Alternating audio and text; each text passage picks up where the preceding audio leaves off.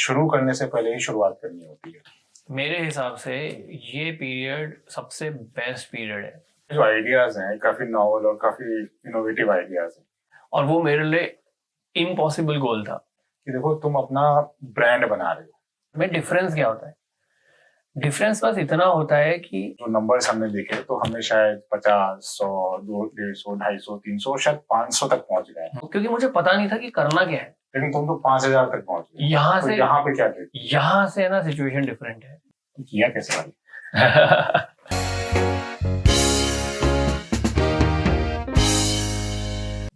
भाई छोटी सी कविता है, चलेगा? बिल्कुल।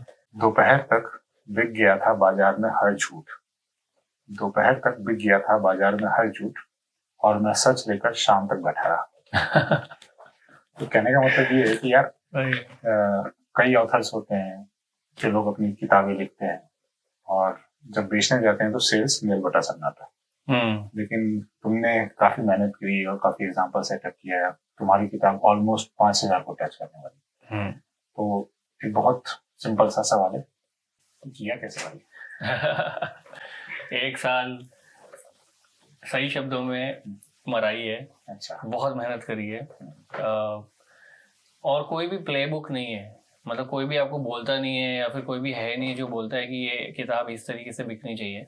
इनफैक्ट जो आज अपन बात करेंगे, जो मैंने किया है वो मैं शेयर करूंगा।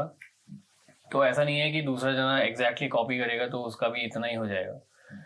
लेकिन हाँ, कुछ डूज एंड डोंट्स हैं जो कि डेफिनेटली लर्निंग है मेरे 1 साल की, 0 से 5000 तक टच करने की। 0 से 5000 तक जो हमने टच किया है, ये अभी इसको ऑलमोस्ट 1 साल होने वाला है। हाँ, 21 अगस्त को 1 साल हो जाएगा। ओके। तो अगर मैं कुछ सवाल पूछूं फ्रॉम द बिगिनिंग, तो जब मतलब तुम्हारे पास जरूर उसके जवाब पहले से होंगे, बट अगर नहीं होंगे तो माफ करना। कहने का मतलब ये है कि तुमने किताब को लॉन्च करने से पहले जो प्रिपरेशंस की थी उसमें क्या क्या इंक्लूड किया था या क्या क्या प्लानिंग की? यार ये बहुत ही बढ़िया क्वेश्चन है। मतलब अगर ये क्वेश्चन मेरे पास बुक लॉन्च के 4 महीने या 6 महीने पहले होता तो अभी गेम डिफरेंट ही होता। मेरे साथ क्या हुआ कि मेरी किताब लॉन्च हुई और वो मेरे लिए डे 1 था। मतलब कई बार क्या होता है, प्री ऑर्डर के लिए अवेलेबल रहती है किताबें, और मैंने मेरे एस्ट्रोलॉजर से पूछ के पब्लिशर को डेट दी थी कि आप इस तारीख को लॉन्च करना। तो वो क्या है, कन्वर्सेशन में अच्छा कर रहे हैं, हो रहा है, अमेजोन से भी कुछ डिले हुआ, ऐसा ऐसा करके मतलब ऐसा हुआ कि मुझे प्री ऑर्डर का टाइम मिला ही नहीं। नॉर्मली क्या होता है कि आपकी कोई किताब आती है तो आप पहले से बज़ बनाना चालू करते हो। आपने 3 महीने पहले चालू किया, फिर 1 महीने, 2 महीने, 1 महीने, तो उसमें क्या है, आपके प्री ऑर्डर ही आपके डिपेंडिंग, अगर आप, मैं अज्यूम कर रहा हूँ कि आप न्यू ऑथर हो, एकदम, अब मैं अज्यूम कर रहा हूँ कि आपकी पहली किताब है, मैं उस हिसाब से बात करूंगा। मैं उन लोगों के लिए भी हेल्पफुल हो सकता है जिनकी मल्टीपल किताबें आ चुकी है, वो भी कुछ सीख सकते हैं, लेकिन मोस्टली उन लोगों से के लिए बात करेंगे जो लोग पहली बार किताब निकाल रहे हैं। मतलब पहली बार किताब निकाल रहा हूँ और मुझे नहीं पता कि उसको लॉन्च कैसे करना है, कैसे करना है, मतलब उसकी सेल्स कैसे बढ़ानी है। ये जो इसको प्री बुक बोलते हैं, ये प्री ऑर्डर, तो बेसिकली क्या है, आपकी किताब अमेजोन पे अवेलेबल रहती है, लिंक अवेलेबल हो जाता है, लोग बाय कर सकते हैं, लेकिन किताब शिप होना उस तारीख से जाना चालू होती है। अच्छा, आप जाके खरीद सकते हो, लेकिन आएगी एक पर्टिकुलर डेट के बाद ही। जैसे मान लो 1 जनवरी को प्री ऑर्डर लॉन्च हो गया, आपकी किताब आने वाली है 31 मार्च को, तो आपके पास 3 महीने हैं ऑर्डर लेने के लिए। आप लो आराम से, अपने दोस्तों को बोलो, कलीग को बोलो, इंटरनेट पे सोशल मीडिया मार्केटिंग करो, जैसे भी, बस जो भी आपको करना है मार्केटिंग करके, तो आपके बढ़िया से ऑर्डर्स इकट्ठे हो जाएंगे, 300, 500, जितने भी, 100, 200 जितने भी होते हैं, और वो फिर आप आके 31 के बाद फिर लोगों को मिलना चालू होगी, April first week, second week में। मेरे हिसाब से ये पीरियड सबसे बेस्ट पीरियड है। यहाँ पे एक तो आप you are not running against the time, मतलब आपके पास टाइम है, अभी भी किताब आएगी, 1 महीने बाद आएगी, 2 हफ्ते बाद आएगी, 3 महीने, तो उतने में आपके जो भी नोन है, आपका सर्कल है, एटलीस्ट वो किताब उठा के उसे पुट कर सकते हैं एक रैंकिंग पे अमेजोन में, तो वो आपको बहुत बेनिफिट देती है। तो अब जब रैंकिंग होता क्या है बेसिकली अमेजोन की सेल्स पे अमेजोन की रैंकिंग मिलती है। अगर आप किताब लॉन्च कर रहे हो और अगर आपकी 1 हफ्ते में 150 किताबें बिक गई तो आप नंबर 1 पे हो। अच्छा, नंबर 1 ये नंबर 1 उनकी- रैंकिंग, अच्छा। खुद ही की रैंकिंग। और है ना अमेजोन में सबसे बेस्ट चीज है रैंकिंग करने का कैटेगरीज चूज करना। ऐसी यूनिक कैटेगरीज उठा के लाके चूज करना कि वहां पे किताबें हैं ही नहीं तो आपकी किताब नंबर 1 पे। मतलब आप बहुत सारे ऐसे ऑथर्स देखोगे जो बोल रहे हैं कि हमारी किताब 3 महीने से नंबर 1 पे है कि है नए ऑथर। तो कैसे करते हैं, वो कैटेगरीज चूज कर लेते हैं, ऐसी कैटेगरीज चूज कर लेते हैं जहाँ पे बहुत कम किताबें हैं, बहुत कम किताबें बिकी हैं। मैं बता रहा हूँ 150 किताबें आपकी बिक गई तो आप नंबर 1 हो अमेजोन में। तो ये कैटेगरीज कैसी होती है, एक दो एग्जांपल बताओ कि जैसे अगर तुम्हारी किताब है जैसे मेरी किताब भी फैमिली एंड रिलेशनशिप कैटेगरी में है, पहले मेरी कंटेम्प्रेरी फिक्शन में थी। ऐसे आप मूव कर सकते हो। तो अमेजोन पे जाओगे ना, वहाँ पे लिस्टिंग में दिखा देगा। अगर आप खुद पब्लिश कर रहे हो तो आपके पास चॉइस रहेगी। अगर आप खुद पब्लिश नहीं कर रहे हो तो पब्लिशर आपके पास चॉइस रहेगी। आप देख के पब्लिशर को बता सकते हो मेरी किताब इस कैटेगरी में लिस्ट करो। नॉर्मली पब्लिशर पूछता है आपसे, या फिर खुद बेस्ड ऑन जॉनर किताब का वो देख के बताता है कि किताब इसमें होनी चाहिए। तो बेसिकली समरी ये मतलब इस टॉपिक की समरी ये है कि अमेजोन में, और अच्छा उससे होता क्या है कि अब जैसे मान लो आपने प्री ऑर्डर किया, आपका 1 महीना मिला। 1 जनवरी को आपकी किताब प्री ऑर्डर के लिए अवेलेबल हुई और 1 फरवरी को आपकी किताब आ रही है। तो 1 महीने के अंदर अगर आपने कैटेगरी सही चूज करी है और अगर आपके 100 दोस्तों ने भी किताब खरीद ली, फॉर एग्जाम्पल मैं एग्जाम्पल दे रहा हूँ, तो आपकी किताब नंबर 1 पे हो गई। अब जो नंबर 1 पे आ गई, हाँ, उसकी वजह से जो अमेजोन में जो लिस्टिंग आती है, जो किताबें हम लोग होते हैं ना, बुक्स कैटेगरी वाले पेज में गया, मैंने सर्च नहीं किया, तो क्या उसमें ऑटोमेटिकली ऊपर दिखने लग जाता है? तो वो केवल न्यू रिलीजेस में दिखती है। अच्छा, केवल न्यू रिलीजेस कैटेगरी में दिखती है। बहुत कम लोग होते हैं जो न्यू रिलीजेस जाके देखेंगे, या हो सकता है देख भी। इसी का यही पर्पस है। तो पहले तो आपको बज क्रिएट हो गया कि आपकी बुक आने से पहले नंबर 1 हो गई, न्यू रिलीजेस में नंबर 1 हो गई, उसकी खुद की कैटेगरी में नंबर 1 हो गई। उसके बाद हॉट न्यू रिलीजेस, ऐसे करके 3-4 सेक्शंस है वहाँ पे। तो वहाँ पे आपकी किताब नंबर 1 आपको दिख रही है। तो ये तो सबसे पहला है। बाय डिफॉल्ट किसी भी ऑथर को इतना तो कर ही लेना चाहिए कि प्री ऑर्डर में इतने ऑर्डर क्रिएट कर ले, 100 ऑर्डर क्रिएट कर ले। वो आपको नंबर 1 पे ले जाएंगे अगर आपकी कैटेगरी आपने सही चूज करी। अब आप एक तो आप 10 लोगों को बोल रहे थे, अब आप अगर 500 लोगों को बोल रहे हो तो सारे लोग देखेंगे तो सही एक बार रुक के कि अच्छा ये किताब आने से पहले नंबर 1 कैसे होगी, चलो मैं भी ले लेता हूँ। तो ऐसे करते करते आपकी 5-10 कॉपी शायद और बिक जाए। तो वो बेनिफिट है। और फिर क्या है, आप सोशल मीडिया में मटेरियल चाहिए रहता है मार्केटिंग का, तो आप वो नंबर 1 का टैग लेके, मतलब एग्जाम्पल दे रहा हूँ कि अपन कैसे इसको बढ़ा सकते हैं। तो किताब लॉन्च करने से पहले प्री लॉन्च का जो पीरियड होता है 3 महीने 6 महीने, वो बहुत इंपॉर्टेंट होता है। इनफैक्ट है ना, इससे भी पहले मैं अगर एक कदम जाऊं तो किसी भी नए ऑथर के लिए ये बहुत जरूरी होता है कि वो एक अपना नेटवर्क बनाए, सिमिलर ऑथर्स का, ऑथर ग्रुप्स का, क्लब्स का। मैं इस पे आना चाहता हूँ। हाँ। लेकिन जैसे तुमने बताया कि प्री ऑर्डर के अंदर तुमने 100 लोगों को किताब बेची, पर्टिकुलर यूनिक उसका सेगमेंट रखा, जिसकी वजह से within few hundred sales it comes to number 1। Correct. और उसके साथ तुम उसको स्टार्टिंग पॉइंट लेकर के उसको मार्केटिंग कर सकते हो। तो ये तो तुमने शायद लॉन्चिंग की बात कर दी। एक और चीज होती है, तुम उस पर ब्रीफली टच करना। कई बार मैंने देखा है लोग टीवी पे जाकर किताब लॉन्च कर रहे होते हैं, इवेंट हो रहा होता है और मतलब लोग आए हुए होते हैं। इन सब चीजों के बारे में क्या कुछ बताओ? बुक लॉन्च दिमाग में आते ही भाई, अगर आप न्यू ऑथर हो जिसके बारे में आपके बारे में कोई नहीं जानता, तो बुक लॉन्च, प्रमोशनल, टीवी में जाके बोलना, रेडियो पे जाके बोलना, एयरपोर्ट पे किताब रखाना, ये सारे केवल आपको ईगो बूस्ट करने के लिए हैं। अच्छा, ईगो बूस्ट करने के लिए, खुद के लिए है। इससे सेल्स के ऊपर कुछ फर्क नहीं पड़ता।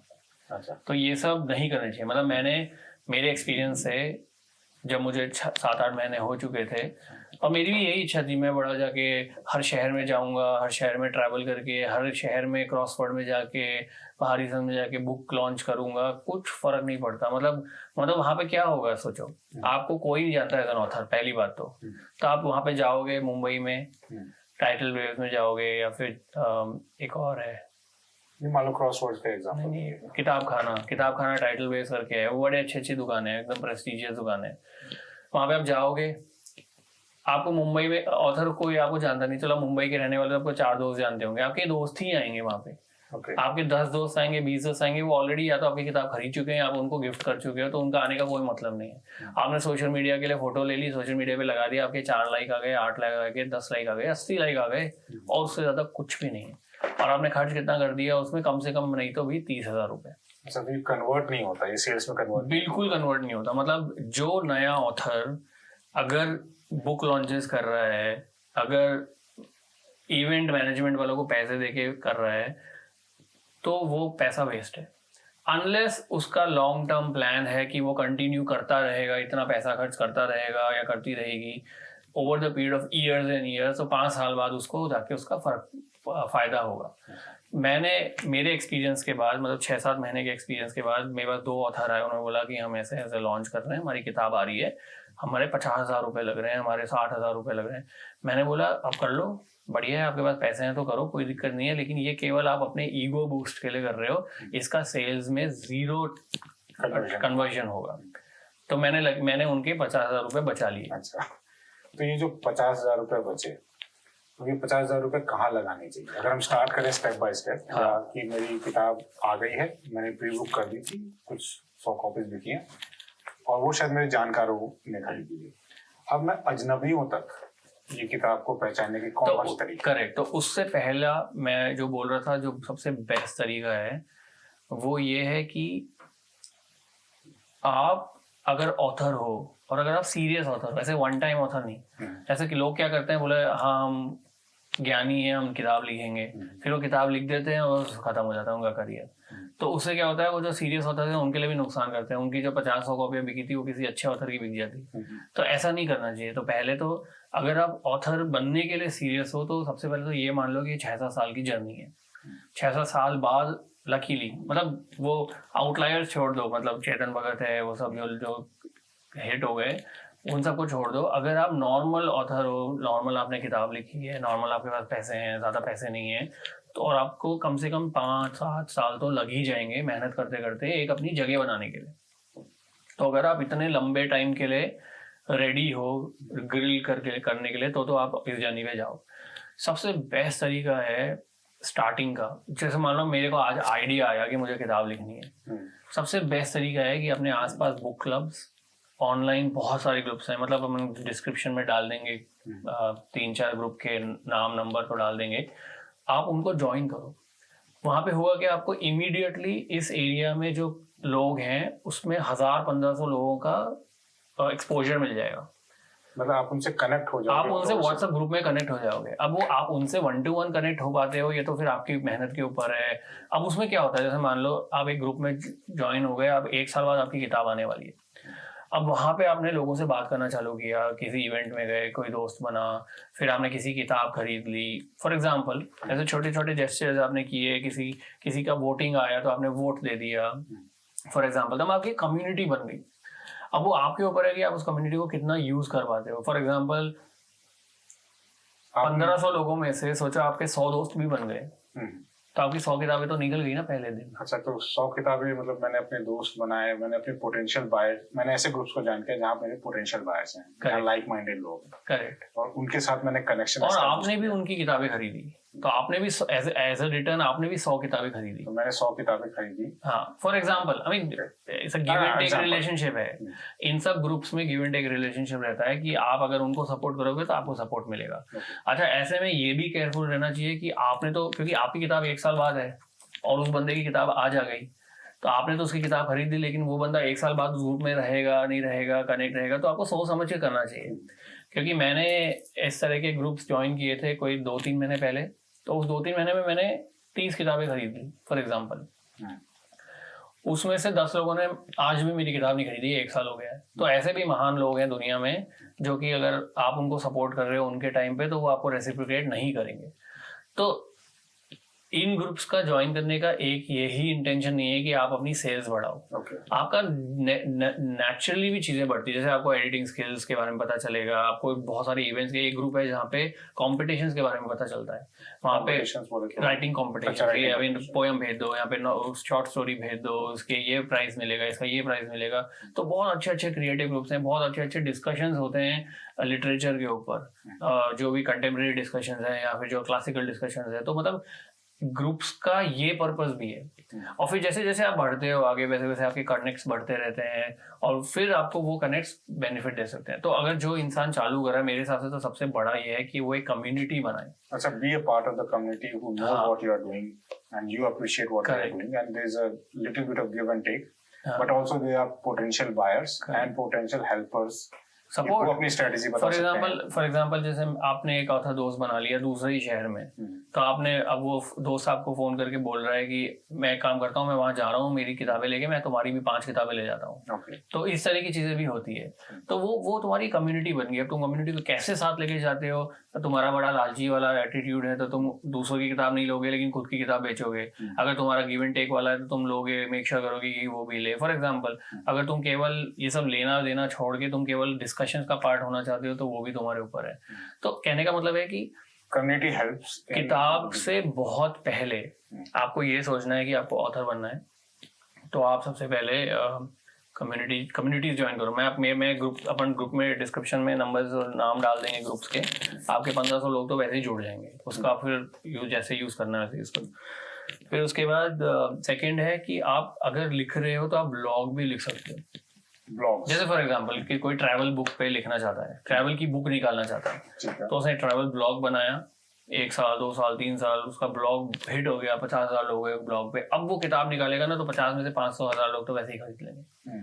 तो जो भी आपका सब्जेक्ट है, ये मतलब लॉन्ग टर्म स्ट्रेटजी प्लान। अभी अपन वो जो मैंने क्या किया 1 साल के अंदर वो अभी अपन आएंगे। बस मैं 2-3 चीजें बोल रहा हूँ ताकि ये भी अगर किसी के दिमाग में हो तो इससे बहुत फायदा होता है। जैसे कि वो कोई कुकिंग की बुक निकालना चाहता है तो उसने कुकिंग का एक ब्लॉग बना लिया, कुकिंग का एक इंस्टाग्राम चैनल बना लिया, वो 1 साल तक वही कर रहा है। तो जब तक उसकी किताब आएगी तब तक उसकी फॉलोइंग बढ़ जाएगी, और फिर जैसे उसकी किताब आएगी तो अपने फॉलोअर्स को दिखाएगा किताब और उसके फॉलोअर्स उसकी किताब ले लेंगे। तो जैसे जब तुमने बताया कि पहले जब प्री बुक किया तो मैंने अपने दोस्तों और रिश्तेदारों को बोला कि यार तुम लोग, तो वो पहले 100 बाय शायद वो लोग थे। फिर तुमने शायद एक कम्युनिटी ज्वाइन किया, कई कम्युनिटीज ज्वाइन की, उसमें पोटेंशियल लाइक माइंडेड पीपल थे जो तुम्हारी किताब खरीद रहे थे, तुम उनकी किताब खरीद रहे थे। और तीसरा जो बनाया वो था कि create a following, create a big followers before the product is being launched। अपनी एक फॉलोइंग बनाओ जिसमें काफी लोग हैं जो तुमको जो तुम्हारे सब्जेक्ट में इंटरेस्टेड हैं, जो ऑलरेडी तुम्हारा कंटेंट किसी न किसी अदर वे में अदर इन ब्लॉग्स फॉर्म या डिजिटल फॉर्मेट में कंज्यूम कर रहे हैं। यार ये सारे जो आइडियाज हैं काफी नॉवल और काफी इनोवेटिव आइडियाज हैं, और डेफिनेटली सुन के ऐसा लग रहा है कि इससे काफी बज़ क्रिएट हुआ है, काफी लोग खरीद रहे हैं, और तुम्हारी जो रीच है it's going beyond your friends and family to your community and some unknown followers. Correct. तो इसके बाद या इसके साथ में और क्या क्या किया जिसने एक्चुअली हेल्प किया इस पूरी जर्नी में? हाँ, मैंने इससे पहले एक एग्जांपल मुझे और आया है। तो जब मैंने किताब रिलीज करी थी 21 अगस्त 2023 को, तो मैंने ग्रुप में मैसेज डाला, मतलब you won't believe with in seconds, मतलब 10-15 सेकंड के अंदर, या सेकंड से थोड़ा एग्जैजरेट हो गया, चलो विद इन मिनट्स किसी ने बाय कर ली, और उसको उनको मैं बिल्कुल नहीं जानता था। तो अगर आप एक कम्युनिटी का पार्ट ही हो और अपनी है ना कुछ अचीवमेंट डाल रहे हो वहाँ पे कि मुझे अवार्ड मिला है, मेरी किताब आ रही है, मेरे को किताब का ये मिला है, तो लोग है ना वहाँ पे रहेंगे आपको चीयर करने के लिए, जो कि आपको जानते नहीं है, और फिर आपकी उनसे जान पहचान बन जाएगी कि फिर आप उनको भी सपोर्ट कर रहे हो क्या उनके टाइम पे, वो भी एक मैटर है। तो मैंने बोला कि आप अपने कंटेंट का ब्लॉग बनाओ, कंटेंट के ब्लॉग को फॉलोअर्स लेकर आओ। अगर उसके बेसिस पे आप 1 साल बाद 2 साल बाद किताब लेकर आते हो तो आपको बहुत अच्छा पुश मिलेगा। दूसरा, आप है ना 3 से 6 महीने पहले ये सारे ग्रुप्स ज्वाइन कर लो, 4-5 ग्रुप्स ज्वाइन कर लो, और उनसे इंटरेक्ट करो, लोगों से बात करो, लोगों को अप्रिशिएट करो, क्योंकि उन ग्रुप में यही होता है, किसी का कुछ फंक्शन हुआ, किसी ने कुछ अवार्ड मिला, तो सब एक दूसरे को मतलब तारीफ करते रहते हैं, बढ़ाते रहते हैं, तो सबको मोटिवेशन देते रहते हैं। तो आप उस ग्रुप में ज्वाइन करो और आप अपनी खुद की कम्युनिटी बनाओ जिसका आपको इम्पैक्ट पड़ेगा। अब मैंने क्या किया, मेरे टाइम पे ना तो मेरा ब्लॉग था, ना मेरा कोई फॉलोइंग थी, दूसरा ना मैं किसी ग्रुप में ज्वाइन था अपार्ट फ्रॉम 1 या 2 ग्रुप, वो भी जब मैंने स्टार्ट किया अगस्त, जब लॉन्च हो रही थी, अगस्त की बात है। तो वहां पे एक ग्रुप में मैं ज्वाइन था, और वहां पे भी मेरा ज्यादा पार्टिसिपेशन नहीं था, मुझे उसकी पावर समझ में नहीं आती थी, यार पता नहीं था, तो मैंने बस मैसेज डाल दिया, फिर लोगों ने 5-10 लोगों ने जो लिया होगा over the period of time. तो अब मैं अगर करूं तो मैं इसको बहुत अच्छे से यूज कर सकता हूँ। इसमें जो करना होता है अपने को, कंटिन्यूस कम्युनिकेशन, कंटिन्यूस इन्वॉल्वमेंट, हाँ इसमें टाइम कितना आपको इन्वेस्ट करना पड़ता है जनरली? यार देखो, एक ग्रुप में डिपेंड करता है कौन सा ग्रुप है, लेकिन ग्रुप में नॉर्मली 100-150 मैसेजेस आते हैं डेली। अगर आपके पास 10 ग्रुप हैं तो उतने मैसेजेस हो गए, तो आपको डेली नहीं देखना। मैं भी डेली नहीं देखता, मैं भी 3-4 दिन में, 6-7 दिन में एक बार स्कैन करता हूँ। जिसकी लॉन्च हुआ उसको कॉन्ग्रेचुलेट करता हूँ, जिसके कुछ अचीव किया उसको थैंक यू, मतलब जो बोलता हूँ, जो रिव्यू। अच्छा, इसमें रिव्यूज का भी रहेगा, वो अपन आगे चेक करेंगे। तो मेरे टाइम पे मेरे पास ये सब कुछ नहीं था, ना ब्लॉग था, ना फॉलोइंग थी, ना ग्रुप का कुछ पार्टिसिपेशन था, तो मैंने तो लॉन्च कर दी। मेरे दिमाग में एक डिटर्मिनेशन था, जो मेरा गोल था जब मैंने लॉन्च करी थी 21 अगस्त को, जब मैंने लॉन्च की, तो मेरा गोल था कि मैं एक साल में 1000 कॉपी सेल करूंगा। अच्छा। 1000 कॉपीज, और वो मेरे लिए इम्पॉसिबल गोल था उस टाइम पे, क्योंकि मुझे पता नहीं था कि करना क्या है। मतलब मुझे पता नहीं था कि स्टेप 1 क्या है, स्टेप 2 क्या है, स्टेप 3 क्या है, स्टेप, तो मेरे को 1000 ऐसा, मतलब ऐसा गोल था। फिगर आ गया था, लेकिन तुमको ये नहीं पता था कि अचीव हो पाएगा, एप्रीहेंशन था। और वो फिगर मैंने जनवरी में, तो अगस्त, सितंबर, अक्टूबर, नवंबर, दिसंबर, जनवरी, मैंने 5 महीने में वो फिगर कंप्लीट कर लिया 1000 बुक्स का। उसके बाद अब मैं 5000 के आसपास हूँ। तो अच्छा, अभी बुक लॉन्च हो गई, सोचो, है ना। एक तो प्री ऑर्डर वाला सेक्शन हो गया, वो मेरे पास नहीं था, मेरी उसी दिन लॉन्च हुई जैसा मैंने बोला था। तो मेरा जो इमीडिएट था वो ये था कि मैंने अपने मोबाइल से सब लोगों के लिस्ट निकाल के एक्सेल में लिख ली है। अच्छा। कि मैं किन किन लोगों को मैसेज भेज सकता हूँ कि मैंने किताब निकाली है, आप किताब खरीद लो। उसमें मैंने क्या किया, आई थिंक मेरे फोन लिस्ट में 500-600 लोग तो होंगे, पता नहीं। उसमें से मेरे को लगे 85 जने कि मैं 85 लोगों को मैसेज भेज सकता हूँ, डायरेक्ट 1 to 1। इसमें मैंने उन लोगों को भी चूज कर लिया जो कि 3 साल से मेरी जिनसे बात नहीं हुई थी। फॉर एग्जाम्पल, सारे ग्रुप्स मैंने डिसाइड, मेरा कॉलेज का पुराना ग्रुप हो या फिर कोई नया ग्रुप हो, सब मैंने ऐसा लिख लिया। क्योंकि अगर स्ट्रक्चर रहता है तो फिर देन आपको पता है कि आपको स्टेप 1 ये है, फिर स्टेप 2 ये है। तो मेरे केस में क्या हुआ, मैंने वो सब लिख लिया, मैंने सब उनको मैसेज भेज दिए। यहाँ पे 2-3 मल्टीपल चीजें हुई। पहले तो ये, जो मेरे बहुत ही अच्छे दोस्त थे वो तो मतलब बिफर गए, वो तो बोल रहे तुम हमें कॉपी भिजवा दे, हम नहीं खरीदेंगे। और मैं उन्हें बोला था कि नहीं, तुम 2 खरीदो। अच्छा, 2 खरीदो। मैंने उनको बोला तुम 2 खरीदो, क्योंकि मुझे सेल्स बढ़ानी थी। अच्छा, इनफैक्ट उस टाइम पे मुझे ये, जो मैंने शुरू में बोला था ना, वो कैटेगरी वाला, कि कैटेगरी में रहती है तो नंबर 1 पे पहुंच जाती है 100 कॉपी में भी, वो मुझे नहीं पता था उस टाइम पे। बस मुझे कुछ रैंकिंग, मतलब मुझे देखना था, मैं डेली हर दिन में आधे घंटे में जाके उसको रिफ्रेश करके उसकी रैंकिंग देखता था। बहुत, मतलब अपनी हाईएस्ट रैंकिंग क्या पहुंची थी? 2 तक पहुंची। और ये कितना टाइम लगा था 2 तक पहुंचने? मेरी आई थिंक थोड़ी लेट पहुंची थी, फरवरी मार्च में पहुंची थी 2, क्योंकि मैंने कैटेगरी चेंज करी थी। पहले मैंने कंटेम्प्रेरी फिक्शन में डाला था। कंटेम्प्रेरी फिक्शन मतलब कंटेंट, अभी जो कंटेंट सारे सब लोग वही हैं, सुधा मूर्ति से लेकर अमीश से लेकर चेतन भगत से, सब लोग वहीं बैठे हैं। तो मतलब वो तो हिल ही नहीं रहे वहां पे, राइट। तो अपने जैसे लोगों की कोई वैल्यू नहीं है। तो फिर मेरे को ये बहुत बाद में समझ में आया, तो मैंने कैटेगरी बहुत बाद में चेंज करी, लेकिन उसमें भी वो 2 पे रह गई। और जब मैं देखता हूँ, जब मैंने मूव किया था तो बहुत सारी नई बुक्स है ना, जो नॉन उस कैटेगरी की बुक्स हैं, लेकिन उनको केवल मूव किया गया है रैंकिंग के लिए, तो वो भी मैंने बुक्स देखी वहां पे। फिर वो क्या करते हैं लोग, वो जाते हैं, रैंकिंग लेते हैं, अमेज़न बेस्टसेलर का टैग मिल जाता है, फिर वापस निकल के अपनी मेन कैटेगरी में चल जाते हैं। अच्छा, ये मेन कैटेगरी में जाने का फायदा क्या होता है? क्योंकि अभी बुक है तो उस कैटेगरी की ना। अच्छा। जैसे मान लो आपने can I have multiple category? You can have maybe, या you can have multiple categories, लेकिन नॉर्मली क्या होता है कि आपकी बुक है ड्रामा, लेकिन आपने उसमें डाल दी हेल्थ एंड फिटनेस में रैंकिंग के लिए, तो आपको रैंकिंग मिल गई, लेकिन वो हेल्थ एंड फिटनेस की बुक थोड़ी ना है, फिर आपने उसको उठा के वापस से ड्रामा में डाला। हाँ, ये ट्रिक्स एंड टिप्स हैं जो कि मुझे तो पता नहीं थे, लेकिन ये बहुत बहुत इंपॉर्टेंट है, क्योंकि उससे होगा क्या, आपको अमेजोन की रैंकिंग मिल जाएगी, आपका बेस्टसेलर का टैग मिल जाएगा, उसके बाद उठा के अपना वापस डाल दो बुक में। अच्छा, एक बार तो हुआ क्या, एक सवाल है कि मान लो कि तुमने अमेजोन के अलावा और भी प्लेटफॉर्म्स में भी किताब बेची है, तो ये जो नंबर है, जो काउंट है, मान लो कि अमेजोन से तुम्हारी 500 बिकी और 500 तुम्हारी नॉन अमेजोन प्लेटफॉर्म्स पे या पर्सनल ऐसे बिकी, तो उस केस में ये काउंट कहीं पर एक्यूमुलेट हो पाता है? पब्लिशर के पास काउंट रहता है आपका। अगर आपका सेल्फ पब्लिश है तो आप ही उस प्रोडक्ट के ओनर हो, तो आपको रिपोर्ट्स में मिलता रहेगा, जैसे ये किताब नहीं बिकेगी आपको पता चल जाएगा ये किताब बिकी है। लेकिन अगर आपका पब्लिशर है तो पब्लिशर के पास नंबर जाएंगे। इसमें मैं एक चीज और बोल रहा था कि अब मैंने क्या किया, वो 85 लोगों को मैसेज कर दिया, है ना, 85 लोगों को मैंने मैसेज कर दिया। जो दोस्त, बहुत अच्छे दोस्त, मतलब 10-10 20-20 सालों से दोस्त हैं, वो लोग गाली दे रहे हैं कि भाई तूने क्यों हमको किताब भेज दी एक और हम नहीं खरीदेंगे, तो हर 3 साल में किताब लिख देता है और हमें खरीदने के लिए बोलता है फॉर एग्जाम्पल। और मतलब बिफर गए, कई लोग तो खरीदे ही नहीं, बहुत टाइम लगा दिया उन्हें खरीदने में। लेकिन कई लोग कॉन्स्टेंटली तुमको चेज कर रहे थे और तुमको पता क्या चला था कि उसने खरीदी है, तो स्क्रीनशॉट भेजते हैं ना कि खरीद के स्क्रीनशॉट भेज दिया। तो लेकिन ऐसे भी बहुत सारे सरप्राइजिंग एलिमेंट्स हुए थे जहाँ पे मैंने उनसे 3 साल बात नहीं करी, लेकिन उनको किताब अच्छी लगी, कवर अच्छा लगा, मेरा अचीवमेंट अच्छा लगा और उन्होंने किताब खरीदी। मेरा ऐसा मानना है कि कोई भी नया ऑथर होता है तो उसको फ्रेंड्स एंड फैमिली को थोड़ा कंसिडरेट होना चाहिए, क्योंकि क्या फर्क पड़ेगा अगर ये 200-300-400 रुपए की भी किताब है, अगर मैंने 1000 रुपए भी खर्च कर दिया, एक जने को मैंने बोला 2, उसने 3 खरीद ली फॉर एग्जाम्पल, तो अगर उसने 1000 रुपए भी खर्च कर दिए तो क्या बड़ी बात है फॉर एग्जाम्पल। अब इससे एज एन ऑथर प्रोफाइल तुम्हारा कुछ भला नहीं होने वाला, क्योंकि तुम्हारे दोस्त, फैमिली, रिश्तेदार, कलीग्स ये तो पढ़ेंगे नहीं किताब मोस्ट लाइकली। अगर 100 लोग हैं, अगर नहीं खरीदेंगे, 100 लोग हैं तो पढ़ने वाले ही नहीं है ना, कैसे पढ़ेंगे? अगर 100 लोग हैं तो 10 लोग ही पढ़ेंगे, तो उससे तुम्हारा कुछ फायदा नहीं है।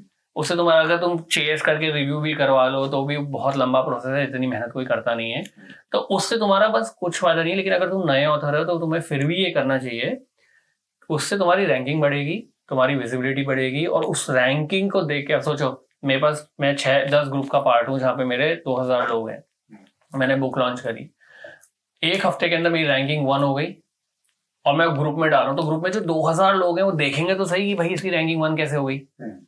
सबको थोड़ी ना ट्रिक पता है, राइट? तो वो देखेंगे, और हो सकता है रैंकिंग को छोड़ के उस नॉइज को लोग देखें और फिर देखें कि हाँ यार इसका प्रोडक्ट अच्छा है, मुझे ड्रामा अच्छा लग रहा है, मुझे इस तरह की एपिसोडिक नॉवल चाहिए, जो भी XYZ रीजन है वो उठा लेंगे, और फिर अगर वो उठाएंगे तो आपके कनेक्शन बन जाएंगे। नहीं, ऐसे इसमें अभी तक मुझे समझ में आया कि हमने शायद एक कम्युनिटी को ज्यादा अपना पुश किया अपनी किताब, फ्रेंड्स एंड फैमिली को किया, जो 85 किया था। एक होता है अननोन रीडर, अनकनेक्टेड, हाँ, तो कैसे करेक्ट, तो वही सबसे मेन क्वेश्चन है। अच्छा। वही सबसे मेन क्वेश्चन है, और 1 साल में मैं 5000 कॉपी निकालने के बाद भी उसी के ऊपर काम कर रहा हूँ। अच्छा। कि कैसे एक अननोन रीडर तक मेरी किताब पहुंचे। तो क्या क्या तरीके होते हैं? अच्छा, एक एग्जांपल, एक क्वेश्चन है कि कई लोग ये बोलते हैं कि ठीक है मेरी किताब आ गई है, एक काम करता हूँ, मैं किसी मार्केटिंग वाले को पकड़ता हूँ, उसको कुछ पैसे देता हूँ, वो मेरे एडवर्टाइजमेंट चलाएगा। इसके बारे में क्या व्यूज है? हाँ, तो अब क्या है, आपके रास्ते खुल गए, तो एक बार आपने अपना जो इमीडिएट फ्रेंड्स एंड फैमिली वाला सर्कल था वो एक्सपोज कर लिया, एक्सप्लॉइट कर लिया, एक आपका जो कम्युनिटी का था वो एक्सप्लॉइट कर लिया, अब आप एकदम कोरे हो गए। सोचो यहाँ से, तो मैं जैसा एग्जांपल दे रहा था, मैंने 85 लोगों की लिस्ट बनाई, उसमें 75 लोगों ने ही खरीदा। और ये सारे ग्रुप्स हैं, 2000 लोगों के ग्रुप्स हैं, उसमें से over the period of time 50-60 लोगों ने ही खरीदा। तो आप जितना भी कर लो अपने सराउंडिंग में, आप 150 मैक्सिमम 200, अगर आप नए ऑथर हो, पुराने ऑथर हो, किसी ने आपकी किताब पढ़ रखी तो हो सकता है दोबारा उठा ले, लेकिन आप 150-200 का ही टारगेट रखो कि अगर आपका इतना इन दोनों चीजों से हो गया तो you are in a victory. Now मेरे साथ क्या हुआ, मैंने जब ये करा तो मतलब ऑफ कोर्स नॉलेज नहीं थी, एक्सपीरियंस नहीं था, मुझे लगा कि मैं फ्रेंड्स एंड फैमिली इतना ले लेंगे, ये इतना ले लेंगे, मैं इतना पहुंच जाऊंगा, ये हो जाएगा, वो हो जाएगा, सब कैलकुलेशन दिमाग में चल रही है। इसमें तो 1000 लोग में तो खैर ये बहुत बड़ा फिगर है, उसके बियॉन्ड जाता है, उसके 3 to 4 टाइम बियॉन्ड जाता है तुम्हारे फ्रेंड्स एंड फैमिली एंड 1000। हाँ, तो उसमें उतना ही होता है, मतलब अगर आपके पास 2000 लोगों का पूल है तो उसमें से 200 लोग ही खरीदेंगे, 10% लोग ही खरीदेंगे, और 10% का 10% पढ़ेंगे। ये 200-5000 तक कैसे पहुंचे? वो करेक्ट, तो मैं उसी पे आ रहा हूँ। तो बेसिकली ये आपका इनिशियल हो गया। अब उसके बाद आपके रास्ते खुल गए। पहला क्या रास्ता है, अक्रॉस इंडिया बुक फेयर्स होते हैं साल भर, मतलब मेरे ख्याल से 15-16 बुक फेयर होते हैं। दिल्ली बुक फेयर है, कोलकाता बुक फेयर है, पुणे में 2-3 फेयर्स हैं, मुंबई में रहते हैं, मतलब बहुत सारे छोटे मोटे इवेंट, बड़े इवेंट होते हैं। तो पहला है, आपकी किताब की रीच और विजिबिलिटी बढ़ेगी अगर आपकी किताब इन सब बुक फेयर्स में रहेगी। बुक फेयर्स में मेरी किताब कैसे एक्सेप्ट होगी, मैं बताता हूँ। तो पहला तो आपका ये हो गया, जिसके ऊपर अभी अपन बात करेंगे। तो बेसिकली अभी अपन ने क्या किया, बुक लॉन्च हो गई, इमीडिएट जो आप कर सकते थे 150-200 तो वो आप कर दिया। अब नेक्स्ट स्टेप्स क्या है आपके? पहला तो आपकी किताब बुक फेयर में होनी चाहिए ताकि उसे विजिबिलिटी बढ़ेगी। दूसरा, आप Amazon एड्स चला सकते हो। Amazon एड्स एक रिकरिंग पैसा लेता है, लेकिन आप उसकी रिकरिंग सेल्स आपकी कुछ जनरेट हो सकती है। ये 2 काम आप इमीडिएटली कर सकते हो। और तीसरा काम जो है वो है बुक रिव्यूज का। अच्छा, तो ये 3 काम करके आप विजिबिलिटी बढ़ा सकते हो। अब मैं एक एक करके इन पे बात करता हूँ। सबसे पहला है बुक फेयर। बुक फेयर, अच्छा सबसे पहले ये देखो कि आप अपने फ्रेंड्स और कम्युनिटी से बाहर निकले हो तो हर जना जो है वो आपके पैसे लूटने के लिए बैठा है, पैसे लूटने बैठा है। जैसे बुक सर्विसेज नहीं, वो आपको बुक सर्विसेज देगा, बोलेगा कि मैं आपके बुक फेयर में रखूंगा, मैं आपसे 5,000 रुपए लूंगा, प्लेसमेंट फी। अच्छा, प्लेसमेंट फी, बुक बिकेगी नहीं बिकेगी, बुक कितने की बिकेगी नहीं बिकेगी, वो अलग चीजें हैं। प्लेसमेंट फी, तो आपकी किताब अगर किसी बुक फेयर में जा रही है तो कोई आपसे पैसे ले रहा है, कोई आपसे पैसे लेगा बुक फेयर में रखने के लिए। तो जो मैंने सबसे पहले मेरी किताब रखवाई थी वो मैंने रखवाई थी पुणे में सितंबर में। अगस्त में किताब निकली थी, आई थिंक सितंबर एंड या अक्टूबर में पुणे में रखवाई थी, तो मैंने उसके दिए थे 2,000 रुपए। अब जैसा मैंने बताया कि सब लोग है ना वहां पे बैठे हैं आपसे पैसा लेने के लिए, तो कोई 2 ले रहा है और सेम सर्विसेज के कोई 5 ले रहा होगा, सेम सर्विसेज के कोई 3 ले रहा होगा। अब यहाँ पे मैं कंफ्यूजन है, जो बुक फेयर जो होता है उसमें बहुत सारे बुक के वो रहते हैं, स्टॉल्स रहते हैं, ठीक है ना। तुम जब कह रहे हो कि बुक फेयर में भेजो तो तुम किसी भी बुक फेयर एक पर्टिकुलर स्टॉल पे, तुम्हारी सारी स्टॉल्स पे नहीं होती, तुम्हारी एक जैसे मान लो एक बुक फेयर है जहाँ पे 50 स्टॉल है, तो और वो 50 स्टॉल वाले की एक कॉस्ट है। जैसे दिल्ली जो वर्ल्ड बुक फेयर है उसकी एक 8x8 की कॉस्ट होती है 75,000 रुपए।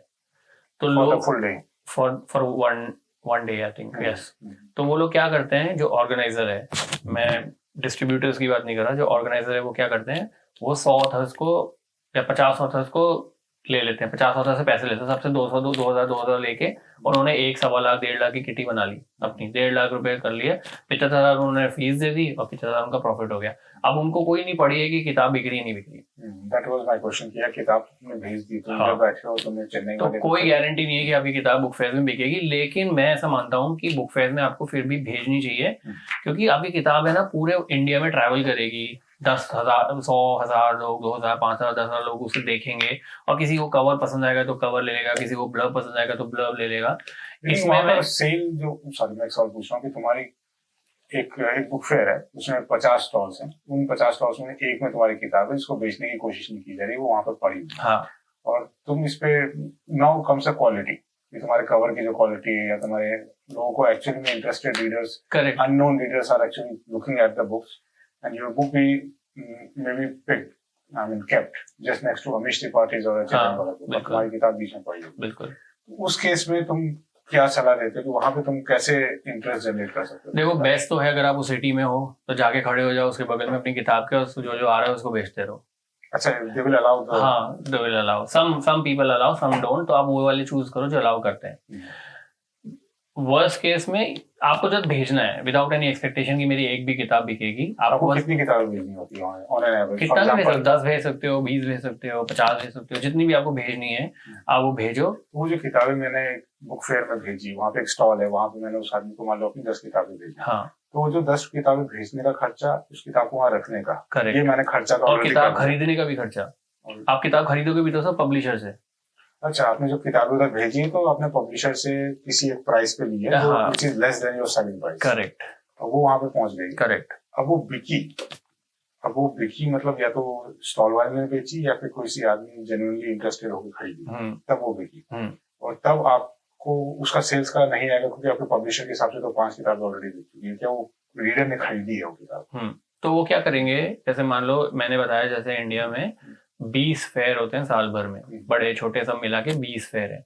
मैंने एक स्टॉल वाले को अपनी किताब दे दी, अब उनको मैंने दे दी 25 किताबें, अब वो साल भर किताबें घुमाते रहेंगे उन स्टॉल्स में। अच्छा, तुमने उसको एक बार जो दी है, हाँ, वो क्या एक बार की फीस थी, वो जितने भी बुक फेयर में जाएगा हर बार वो तुम्हारी किताब लेके तो डिपेंड करता है। एक कई लोग होते हैं जो इंडिविजुअल फेयर के पैसे लेते हैं, कई लोग बोलते हैं कि हम 10 फेयर में लेके जाएंगे, 10 के पैसे दे दो फॉर एग्जाम्पल। तो अलग अलग पैटर्न्स मिल जाएंगे, आपको चूज करना है क्या सही है आप। तो ये जो बुक फेयर में किताबें जा रही हैं आपकी, किसी ने आपसे पैसे ले लिए और आपने उसको, वो आपकी किताब अलग अलग जगह पे लेके जा रहा है, मैंने उसको ढूंढना कैसे, मुझे कैसे पता चलेगा कि ये आदमी मेरी किताब बुक फेयर में लेके जाएगा? How do I reach out to that? Correct. तो बेसिकली क्या होता है, अगर आप नए ऑथर हो, जैसे मैंने बताया लोग वहाँ पे बैठे हैं आपका पैसा लूटने के लिए, सभी ये मान लो कि मैं अगर ऑथर हूँ नया तो लोग मेरा पैसा लूटने के लिए बैठे हैं, आपको बस बचना है उन लोगों से।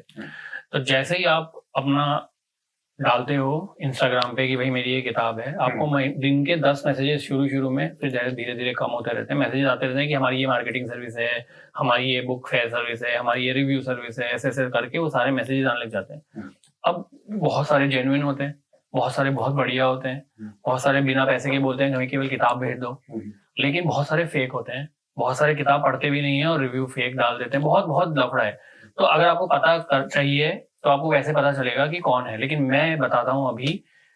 तो बेसिकली मैंने बहुत सारी सर्विसेज यूज करी है, लर्निंग है, अच्छे एक्सपीरियंसेस हैं, नॉट सो अच्छे एक्सपीरियंसेस हैं। तो एक ऑर्गेनाइजेशन है aspiring authors alliance of India, इनका AAI करके आपको इंस्टाग्राम पे मिल जाएगा। मेरे पास नंबर भी है, पर मैं पूछ लूंगा नंबर डाल सकते हैं क्या, नहीं तो आप उनको कांटेक्ट करो। ये क्या करते हैं, जैसे मान लो स्टॉल कॉस्ट है 75,000, वहां पे 2 बंदे रखे, सब कॉस्ट आई मिला के 1 लाख रुपए। अब ये क्या करते हैं, बोलते हैं कि अगर 100 लोग अपनी किताब भेजेंगे तो 1,000 रुपए आएगा।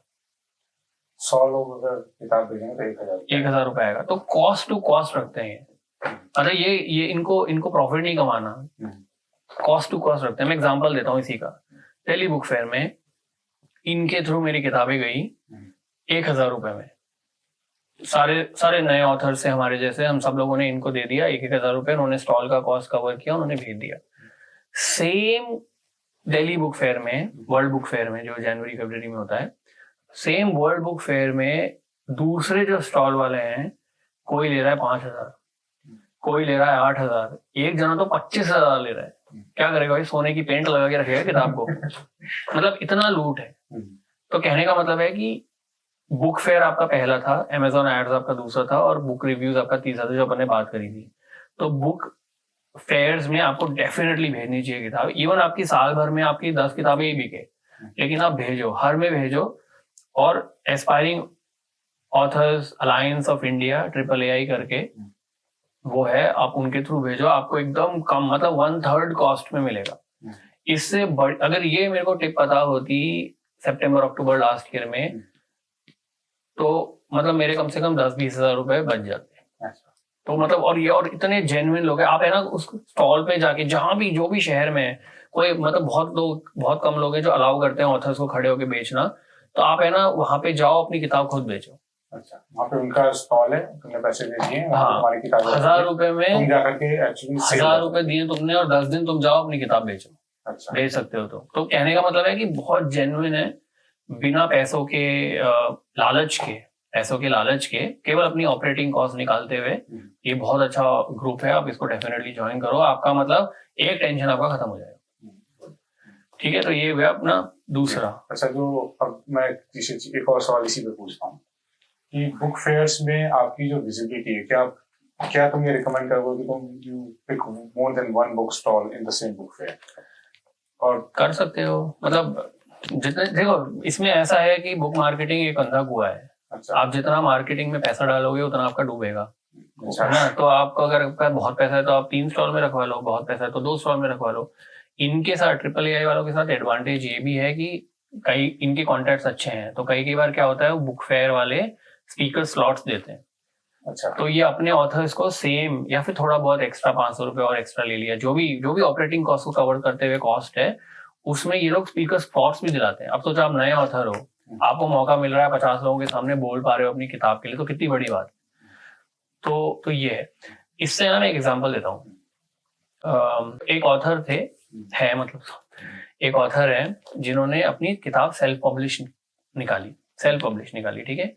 लेकिन उन्होंने 2 साल इतनी मेहनत करी, मतलब वो हर शहर जाते थे, हर शहर जा के वो किताब बेचते थे, खुद खड़े होके लोगों को बेचते थे, देखो ये मेरी किताब है, ये लो। उन्होंने 2 साल में 5,000 कॉपियां निकाली, जहां तक मुझे पता है। मतलब हो सकता है डिटेल्स में कुछ इधर उधर हो, सुनी बात है, मेरा दोस्त नहीं है। तो मतलब उन्होंने 2 साल में 5,000 किताबें निकाली। पेंगुइन का आगे से उनको कॉल आया, मतलब जो बड़े बड़े पब्लिशर्स हैं उनका आगे से कॉल आया, हम आपकी किताब छापेंगे। उस किताब का नाम है हिडन हिंदू, और ऑथर का नाम है अक्षत गुप्ता, जो कि आज इंडिया में चेतन भगत, अमीश के बराबरी है। तो मतलब उन्होंने जाकर के एक्चुअली में door to door, fair to fair, college to college, fair to fair, इतनी मेहनत करिए। तो ये जो बुक फेयर है ना अक्रॉस इंडिया, ये आपको वो अपॉर्चुनिटी देते हैं कि आप वहां पे जाओ और रीडर से मिलो, बुक क्लब से मिलो, ये मिलो वो मिलो, ऐसे करके आप अपना कर सकते हो। तो ये हो गया पहला पार्ट, तो आपके फेज 2 का पहला पार्ट हो गया। यहाँ पे तुम अननोन रीडर्स को रीच आउट कर रहे हो। हाँ, तो फेज 0 आपका हो गया ब्लॉग्स हो गया, ग्रुप्स हो गया। फेज 2 हो गया आपके रिलेटिव्स, फेज 1 हो गया आपका रिलेटिव्स और जो ग्रुप्स को यूज करना, फेज 2 में आपका बुक फेयर्स हो गया पहला। तो ऐसे अपन सीक्वेंशियली चल रहे हैं। फेज 2 में सेकंड हो गया अमेजोन एड्स। अब यहाँ पे डिपेंड करता है आपके पास पैसे हैं क्या। मैं बताता हूँ, मैंने शायद 25,000 डाले थे अमेजोन एड्स में और 6 महीने में वो खत्म हो गए और मेरी सेल हुई 101 बुक्स। तो ये मेरा फिगर है अमेजोन एड्स का। मुझे सही लगता है ये, क्योंकि कस्टमर एक्विजिशन कॉस्ट के हिसाब से अगर देखा जाए तो 200-300 रुपए की एक किताब मुझे पड़ी। मतलब मुझे नहीं, मतलब मैंने जो खर्चा किया 200-300 रुपए का मैंने खर्चा किया एक किताब पे सेल होने के लिए, वो अमेजोन एड्स है। अमेजोन एड्स मतलब आप एड्स का पैसा दे रहे हो। एक चीज जो मैंने ढंग से नहीं करी, जो कि मुझे शायद करनी चाहिए थी, नहीं एक्चुअली उसके ऊपर अभी आते हैं, तो पहले इसी पे रहते हैं। अमेजोन एड्स में अमेजोन एड्स का ये मैट्रिक्स है, मतलब 25,000 अगर आप उसको ऑप्टिमाइज करके चलते हो, पे कैटेगरी ब्रांडिंग होता है, प्रोडक्ट ब्रांडिंग होता है, सब 2-3 चीजें होती है। अगर आप उसे ढंग से करके चलते हो, ऑप्टिमाइज करके चलते हो, तो आपका लगभग 100 किताबें निकल जाएंगी 25,000 में, विच इज 250 रुपए शायद एक किताब के, which is very very good customer acquisition cost. इसमें ना मेरे साथ बेनिफिट ये हुआ कि मुझे एक लिंक मिला जो कि मुझे 100% प्रमोशनल क्रेडिट्स दे रहा था। तो मतलब मैंने 25 डाले तो वो 50 हो गए। तो एक्चुअली में 50,000 में बिकी है इतनी, लेकिन मेरे ही 25 लगे। ऐसा मैंने एक ऑथर फ्रेंड का देखा था, उसको 15 की जगह 25 मिले, तो मतलब उसको 10,000 एक्स्ट्रा मिले। तो ऐसे लिंक्स, ये लिंक्स होते क्या हैं? मतलब अमेजोन के वो कूपन टाइप होते हैं। अच्छा। कि अगर आप अमेजोन एड्स लोगे तो हम आपको 15,000 डालोगे तो आपको 10,000 एक्स्ट्रा रुपए देंगे। तो हालांकि मुझे उसके बाद वो कूपन मिला नहीं है और मैं भी ढूंढ रहा हूँ, तो किसी को पता हो तो बता देना मेरे को भी कूपन, क्योंकि वो कूपन बहुत अच्छा है। मतलब सोचो आप 25,000 लगा रहे हो और आपके हो 50,000 रुपए रहे हैं और आपकी 100 किताबें बिक रही है 6-8 महीने में, which is I think good. तो अगर आपके फेयर्स में 50 कॉपी निकल जाती है साल में, और अगर आपकी अमेजोन एड से आपकी 100+100, अगर आपने 50,000 रुपए लगाए, 100+100 की निकल जाती है, 200 निकल जाती है, तो अभी अपना अकाउंट क्या चल रहा है? 200 अपन ने वैसे कर लिया था, 50 अपन ऐसे कर लिया, 200 अपन ऐसे कर लिया, तो अभी अपना 450 अकाउंट चल रहा है बुक का, फॉर एग्जाम्पल। अब आता है रिव्यूज पे, जो थर्ड पार्ट है, फेज 2 का थर्ड पार्ट है। इंस्टाग्राम पे मतलब मैं ये सोचता हूँ आज की डेट में कि एक रिव्यूअर बनना ज्यादा इकोनॉमिकली बेनिफिशियल है ऑथर बनने से। अच्छा। क्योंकि ऑथर बन गए आप, अब आप इंस्टाग्राम पे आप डालोगे अपनी पोस्ट कि भाई मैं ऑथर हूँ, कहाँ से ढूंढ के सारे लोग आ जाएंगे आपके पास कि भाई हम 300 रुपए लेते हैं, हम 1,000 रुपए लेते हैं। एक मुझे मिला 20,000 रुपए लेते हैं, पता नहीं क्या था, मैं तो देखते ही डिलीट कर दिया। तो कहने का मतलब है कि अब आप आ गए हो सर्विस में। मैं कैटेगरिकली बोल सकता हूँ कि इंस्टाग्राम पे रिव्यूज का कुछ फायदा नहीं होता। मैंने महंगे वाले रिव्यूज भी करा रखे हैं, महंगे मतलब 1-2 हज़ार रुपए वाले, मतलब बहुत ही महंगे वाले नहीं कराए, क्या पता उनका होता हो, भगवान जाने। लेकिन मैंने महंगे वाले भी करा रखे हैं, मैंने फ्री वाले भी करा रखे हैं, मैंने गिफ्ट वाले भी करा रखे हैं, मैंने सस्ते वाले भी करा रखे हैं। मतलब मैंने over the period of 1 year मैंने शायद, तो पहले तो मेरा ऐसा रूल था कि मैं पैसे नहीं दूंगा, लेकिन फिर किसी की प्रोफाइल देखी, अरे बहुत अच्छा है, लग रहा है, ये वो है, ऐसा है वैसा है, तो मैंने लगा दिए होंगे कोई 20-1 हज़ार रुपए लगा दिए होंगे, लेकिन मुझे उसका कुछ भी कन्वर्जन नहीं हुआ। अच्छा, ये जो बुक रिव्यूज होते हैं जेन्युइन होते हैं या फिर जस्ट जनरेट समथिंग? नहीं, हाँ, तो उसमें डिपेंड करता है। 2 चीजें हैं, मैं बताता हूँ। तो जो आप इंस्टाग्राम पे जिससे ब्लॉगर से, बुकस्टाग्रामर से बात कर रहे हो, उसको आप किताब भेज रहे हो या पैसे भेज रहे हो या फिर बोल रहे हो रिव्यू करने के लिए, तो वो जेन्युइन होता है। और 9 out of 10 times, actually 10 out of 10 times मुझे वो रिव्यूज है ना बैलेंस्ड लगे। मतलब ऐसा नहीं है कि भाई आपने 1,000 रुपए दे दिए तो बहुत ही अच्छा रिव्यू लिख देंगे, और आप 500 रुपए, 200 रुपए दे रहे हो, 100 रुपए दे रहे हो, केवल किताब भेज रहे हो तो आपका बेकार रिव्यू। मतलब इनफैक्ट ऐसे रिव्यूज जो जहाँ पे मैंने केवल किताब भेजी है, बहुत अच्छे रिव्यूज मिले हैं, तो किताब भी अच्छी होनी चाहिए उसके लिए। तो कहने का मतलब है, एक तो हो गया ये। तो मेरी तो ये एडवाइस रहेगी कि आप बुकस्टाग्रामर्स को पैसे मत दो। मतलब reviewers on the Instagram, they are more they do not convert into sales. They do not convert, क्योंकि उनका क्या है, उनका वो कम्युनिटी, उन्होंने भी अपनी कम्युनिटी बना रखी है। जैसे मान लो एक बुकस्टाग्रामर है, आपने उसको किताब दी, उसने रिव्यू करके पोस्ट डाला, अब मैं देखता हूँ अगले दिन 500 लाइक, कैसे आ गए, फिर देखा तो सारे बुक्स्टाग्रामर भी एक दूसरे को लाइक कर लेते हैं, तो उनके लाइक बढ़ जाते हैं। It's nothing wrong in it, उनका बिजनेस मॉडल है, इट्स फाइन, मतलब वो पैसा कमाने वहां बैठे हैं, कोई दिक्कत नहीं है। लेकिन ऑथर्स को मेरे हिसाब से उनके बहकावे में नहीं आना चाहिए। बहुत सारे ऐसे बुक्स्टाग्रामर्स हैं, वो बहुत अच्छे अच्छे हैं। मेरे इंस्टाग्राम वॉल पे अगर आप जाओगे, मैंने एक रिव्यू का अलग से हाईलाइट बना रखा है, बहुत ब्यूटीफुल रिव्यूज हैं। ऐसे भी रिव्यूज हैं जहाँ पे मैंने पे किया और मैं फुली सेटिस्फाइड भी हुआ हूँ मोस्टली, क्योंकि मैंने वहीं पे किया जहाँ पे मैंने 10,000 बार सोचा है। अच्छा, लेकिन मेरे को लगता है कि वो सेल्स में कन्वर्ट नहीं होते। ये सिर्फ इंस्टाग्राम पे लागू होती बात, या सोचो कि अगर मेरे Amazon पे रिव्यूज हैं, does that convert? Okay, so that is completely different and this is very important point, जो कि मैंने फॉलो नहीं किया, जो कि मुझे नेक्स्ट बुक से फॉलो करना है। मुझे जब मेरी बुक को 3 या 4 महीने हुए थे, तो मेरे को किसी ने बोला, जब मेरा आई थिंक रिव्यू का 25 के आसपास था, तो मुझे किसी ने बोला था, किसी बहुत बड़े ऑथर ने बोला था कि आप रिव्यू 100 कर लो। क्योंकि क्या होता है, जब आपके 75 रिव्यूज होते हैं या फिर 100 रिव्यूज होते हैं, तो Amazon अपने लेटर्स में डालना चालू कर देता है किताब, जो ईमेल्स आते हैं। जैसे मान लो किसी ने बुक ब्राउज करी, तो Amazon उसको प्रोडक्ट प्लेसमेंट क्रॉस प्रमोट करेगा। जैसे मान लो मैंने किसी की किताब खरीदी, तो अगली बार Amazon को पता चलेगा कि इसने किताब खरीदी है, तो इसको ईमेल डालता हूँ मैं और किताबों का, तो वो किताबें उठाएगा जो मेरे जॉनर से मैच कर रही है, मेरी कैटेगरी से मैच कर रही है। और वो कौन सी किताब उठाएगा जहाँ पे उसकी रैंकिंग अच्छी है, जहाँ पे उसकी रिव्यूज अच्छे हैं। तो मेरे को उन्होंने 6-7 महीने पहले बोला था कि आप अपने इसको 100 कर लो।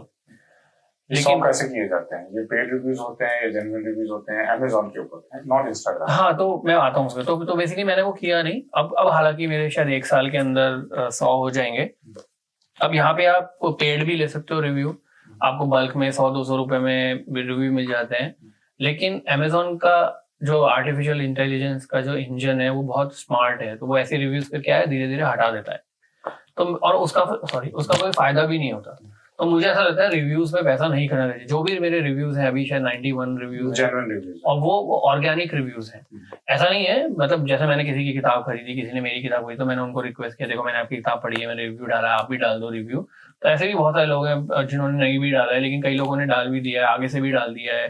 फिर जो कई बार सरप्राइज, क्योंकि मैं रिव्यूज देखता रहता हूँ तो मुझे पता चलता है कि किसने डाला है, क्या है। तो है ना, बहुत अच्छा लगता है जब कोई है ना अननोन रीडर डालता है रिव्यू। तो मेरे हिसाब से रिव्यूज ऑर्गेनिकली बढ़ने चाहिए, लेकिन आपको कॉन्शियस एफर्ट डालना चाहिए कि वो रिव्यूज बढ़ रहे हैं। अब वो आप कैसे डालोगे? जैसे मान लो आपने फ्रेंड्स और रिश्तेदार थे जिन्होंने खरीदी आपके जो ग्रुप में, फ्रेंड्स और रिश्तेदार को तो बोल ही नहीं सकते, क्योंकि उन्होंने किताब खरीदी, वही बड़ी बात है, गनीमत है। वो तो डालेंगे नहीं, तो वो तो छोड़ दो, डूबत खाते में गया। जो आपकी कम्युनिटी है, जिसे आपने उनकी 50 किताबें खरीदी और उन्होंने आपकी किताब खरीदी, तो आप वो उनको बोल सकते हो रिव्यू डालने के लिए। तो इस तरीके से आपके रिव्यूज बढ़ जाएंगे। और genuine reviews on Amazon can convert into sales potentially, yes, definitely. Bookstagrammers are just मतलब मैंने जो देखा है ना, उनमें तो बिल्कुल भी सेल हेल्प नहीं है, थोड़ा अवेयरनेस बढ़ती है। अब जैसे सोचो, रीडर कम्युनिटी जो है वो 1000 लोग हैं इंस्टाग्राम पे, और किसी ने बुक्स्टाग्रामर्स को ऐसे ज्वाइन कर रखा है, फॉलो कर रखा है कि ये अच्छा, ये किताब के बारे में बोलेगा तो मैं देखूंगा कौन सी किताब है। तो ऐसे में क्या है कि किताब की अवेयरनेस बढ़ती है। जैसे फॉर एग्जांपल मैं बताता हूँ, मैंने अभी किसी के साथ कोलैबोरेशन किया अभी 2 महीने पहले। उन्होंने मेरी किताब अपने सब्सक्रिप्शन बॉक्स में डाली है। तो जब वो बुक्स्टाग्रामर सब्सक्रिप्शन बॉक्स ओपन करी तो बताया, अच्छा ये भी है, अच्छा ये किताब है। तो उन्होंने ये बोला कि मैंने अपने दोस्तों से बहुत अच्छा सुना है इस किताब के बारे में। तो उनके दिमाग में था कि ये किताब है, मैंने किताब देखी है, मेरे किसी को जिसको मैं फॉलो करती हूँ या करता हूँ, उसने किताब के बारे में अच्छा बोला है, तो मेरे सबकॉन्शियस माइंड में था। तो इसलिए उन्होंने बोला कि ये किताब है ना अच्छी है। अब उन्होंने पढ़ी नहीं, उन्होंने खरीदी नहीं, उन्होंने ली नहीं, लेकिन उनके दिमाग में था कि, तो ये इंस्टाग्राम, सोशल मीडिया केवल अवेयरनेस बढ़ाने के लिए। अगर आप बार बार किसी को हैमर मारते रहोगे, देखो मेरी किताब, तो अगला परेशान हो गया, अरे अच्छे चलो ले ही लो यार किताब। तो ये तो रिव्यूज का Amazon पे बहुत फर्क पड़ता है, क्योंकि अगर आप Amazon एड्स चलाते हो तो एड्स वो दिखाएगा और फिर बंदा आएगा देखने के लिए, तो वो देखेगा अच्छा 100 रिव्यू हैं, चलो मैं ले लेता हूँ। अगर वो एड्स चला रखा है, वो आएगा देखेगा 2 रिव्यू हैं, तो मैं लूंगा नहीं। तो वो Amazon एड्स के लिए बहुत बहुत इंपॉर्टेंट है। लेकिन मेरे लिए लर्निंग ये है कि अब जो मेरी नेक्स्ट किताब आएगी, तो मैं कॉन्शियस एफर्ट डालूंगा कि इस किताब के रिव्यूज 100, 75, 100 जो कि उसका थ्रेशोल्ड है अमेजोन का, वो जल्दी से जल्दी हो, उससे बहुत फर्क पड़ेगा। तो अपना फेज 0, फेज 1, फेज 2 अपना ये हो गया। तो फेज 2 में अपने बुक फेयर्स की बात कर ली, और क्या था, अमेजोन एड्स की बात कर ली, अमेजन एड, गूगल एड, जो भी एड टाइप के एड, और फिर रिव्यूज की बात कर ली। मेरे ख्याल से इन सब में रिव्यू सबसे इंपॉर्टेंट है, because that is your long lasting legacy. कोई भी अगर 2-3 साल बाद भी देखेगा बुक और देखेगा अच्छा 500 रिव्यू है, तो मतलब कुछ तो 500 लोगों ने पढ़ के, क्योंकि अपन सामान इतना लेकर आते हैं, बहुत मेहनत लगती है बोलने के लिए कि हाँ ये सही है।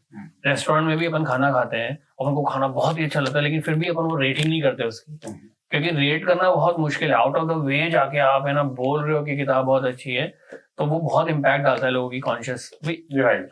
अपन भी अगर अमेज़न पे जहाँ भी हमको पता है कि जेन्युइन रिव्यूज आ रहे हैं, वहाँ पे उसका इम्पैक्ट पड़ेगा। नहीं, किसी को पता नहीं जेन्युइन है नहीं है। फॉर एग्जांपल अमेज़न पे एटलीस्ट ये होता है कि वेरीफाइड परचेज करके, वेरीफाइड परचेज। तो जैसे मैं अपन भी अमेज़न पे कुछ खरीदने जाता है, बाल्टी खरीदने जाते हैं फॉर एग्जांपल, तो अपन भी देखते हैं ना कि हाँ भाई प्लास्टिक की ड्यूरेबिलिटी है क्या या नहीं है, तो रिव्यूज बहुत बहुत काम है। तो ये अपना हो गया फेज 2। मैं ऐसे मानता हूँ, चलो नहीं भी करते करते रिव्यूज ये सब मिला के चलो 50 और पकड़ लो साल भर की, तो अपनी 500 की सेल हो गई है ना। मैं केवल उन लोगों की बात कर रहा हूँ जो एकदम नए ऑथर्स हैं, जो कि मार्केटिंग का इसका उसका कुछ नहीं जानते हैं, उनका कुछ नाम नहीं है, वो पहली बार ऑथर किताब लेकर आए हैं, तो वो इस तरीके से 500 किताब तक पहुंच सकते हैं साल में। हाँ, तो भाई जो तूने अभी तक बताया और जो नंबर्स हमने देखे, तो हमने शायद 50, 100, 250, 250, 300, शायद 500 तक पहुंच गए। तुम्हारे पास एक मैजिकल नंबर है 5000। अब मैं तुमसे शायद $1 मिलियन क्वेश्चन या 5000 का क्वेश्चन पूछता हूँ, 5000 क्वेश्चन कि ये 5000 तक पहुंचते हैं क्या तरीके? तो बेसिकली एक है ना, एक चीज है समझने वाली, क्या डिफरेंस होता है एक ट्रेडिशनली पब्लिश्ड ऑथर में और एक सेल्फ पब्लिश ऑथर में। सबसे पहले सेल्फ पब्लिश ऑथर की किताबें दुकानों में नहीं रखी जाती। ये बात सही है कि 60% सेल्स आजकल अमेजोन से ही होती है, 60% सेल्स आजकल अमेजोन से ही होती है बुक की, केवल 40% स्टोर से। तो जितने भी क्रॉसवर्ड AWS में जितने भी स्टोर्स हैं, उनमें केवल 30 to 40% सेल्स ही होती है। लेकिन होता क्या है, दुकान में लोग जाते ही हैं, मॉल में घूम रहे हैं, दुकान में चले गए, वैसा बोर्ड पे किताब दिख गई तो वहां नहीं ली, लेकिन अमेजोन पे जाके ले ली क्योंकि वहां पे डिस्काउंट था। तो जो सामान दिखेगा वही बिकेगा, जो दिखेगा वही बिकेगा, जो दिखेगा वही बिकेगा। सबसे बड़ी प्रॉब्लम सेल्फ पब्लिश ऑथर्स के साथ ये है, अब उनका AAA वाले बुक फेयर का तो सॉल्व कर सकते हैं प्रॉब्लम, लेकिन स्टोर्स का नहीं कर सकते अभी। स्टोर्स का भी उनका कुछ चल रहा है, लेकिन सबसे बड़ी प्रॉब्लम है कि उनकी किताब है ना बड़े बड़े स्टोर्स रखते ही नहीं है, सेल्फ पब्लिश किताब की रखते ही नहीं है। ट्रेडिशनली पब्लिश किताबों में भी अगर आप जितने पैसे दोगे, अगर आप पैसे दोगे तो शायद आपकी सेल्फ पब्लिश किताब ही रख लेंगे कई स्टोर्स, लेकिन मोस्टली नहीं रखते। जो बड़े बड़े रेप्यूटेड है वो तो नहीं रखते। अब ट्रेडिशनली पब्लिशर ऑथर्स के साथ क्या बेनिफिट है कि उनकी किताब बाय डिफॉल्ट स्टोर्स में पहुंच जाएंगी, वो बिकेगी नहीं बिकेगी उसका कोई टेंशन आपको नहीं है, क्योंकि अगर आप वो बिकी 3 महीने 6 महीने में तो बिक जाएगी, अगर नहीं बिकी तो आप वापस आपको पब्लिशर को चले जाएगी के पास चले जाएगी। ऐसे ऐसे ऑथर की पॉपुलैरिटी बढ़ेगी, वैसे वैसे पब्लिशर भी रिस्क ज्यादा लेगा।